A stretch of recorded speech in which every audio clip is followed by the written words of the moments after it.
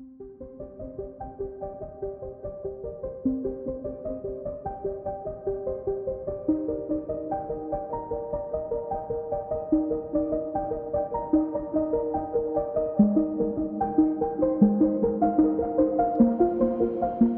brothers and sisters in Christ, I apologize for the poor audio quality today. I'm having some microphone failure issues. But nonetheless, we come to the threshold of Holy Week today and tomorrow, and our readings concern the grappling with that question, which will come to true focus on Good Friday.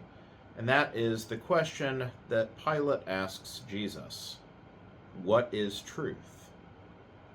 Jesus speaks of himself as the truth come into the world, and Pilate's question is one that many have interpreted in many different ways. Is it a dismissive or kind of a haughty what is truth? Is it a legitimate questioning of what is truth? Is it a relativistic position? What does it mean? And all of this, in a sense, can be represented in this question as Jesus presents himself as the truth of God and gets a multitude of responses to that presence. We see in the first reading as throughout his ministry, the prophet Jeremiah suffered horrible treatment, rejection, imprisonment, people wanting to kill him, because Jeremiah, at the time of the final collapse of the kingdom of Israel, was the one warning them at every turn about the way they had strayed from God's law and the doom that it was going to bring upon them. And the response of everyone is, we don't want to hear about doom. And as we hear in today's first reading, denounce him, silence him.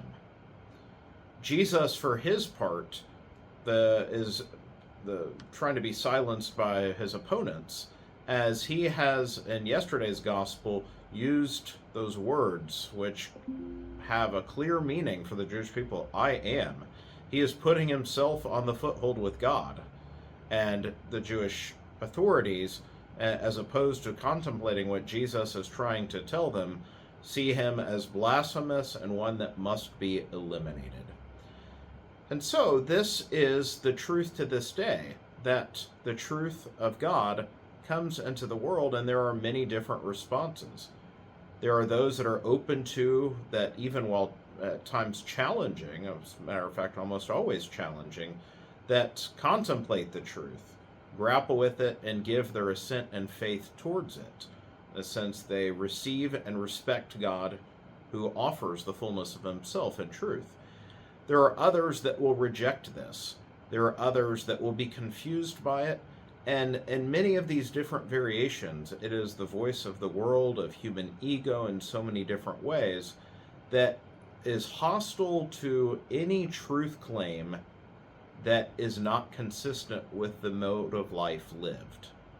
That is, no one has the right to tell me I have to change. No one has the right to tell me that I'm wrong. We see this attitude prevalent to today's age. Truth claims are a threat. They're hostilely received. And in relativism, everyone gets to decide his or her truth.